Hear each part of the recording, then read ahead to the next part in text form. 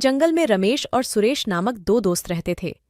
एक दिन उन्हें एक बुजुर्ग ऋषि मिला। ऋषि ने कहा, तुम दोनों बहुत भोले और अच्छे हैं। मैं तुम्हें एक जीवन बदलने वाली जंगल की कहानी सुनाऊंगा, जिसकी मदद से तुम हर लक्ष्य पा सकते हो।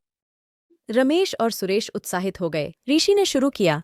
एक घने जंगल में एक अत्यंत सुंदर हिरण रहती थी। वह जंगल एक बड़े सुंदर नदी के किनारे था। एक दिन हिरण नदी में पानी पीने गई और वहां उसे एक शेर दिखाई दिया। शेर खुद को देखकर हिरण डर गई और जल्दी से भागने लगी। शेर भी हिरण को खाने के लिए दौड़ने लगा। वह हिरण जीवनी खतरे से खेलने में माहिर थी और विश्वास दिखाने के लिए गोद ने उसे विशेष शक्तियां प्रदान की थीं। इसमें से एक विशेष शक्ति थी तेज दौड़ने की, जिससे वह शेर से भी दोगुनी तेजी से भाग सकती थी। लेकिन हिरण को अपने अंदर का आत्मविश्वास नहीं था। जब वह शेर को पीछे देखती और डरती तो उसकी तेज दौड़ने की शक्ति भी कम हो जाती। शेर ने इसका फायदा उठाते हुए हिरण को पास आकर पकड़ लिया।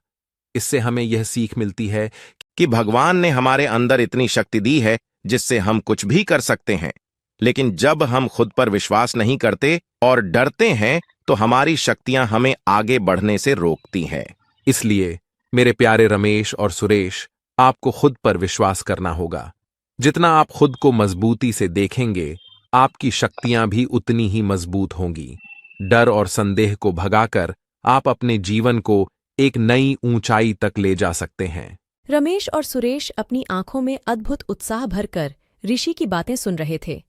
वे समझ गए कि खुद पर विश्वास रखना और डर को पार करना ही सफलता की कुंजी है। अब वे जीवन में नए जोश और संवेदनशीलता से आगे बढ़ने के लिए तैयार थे।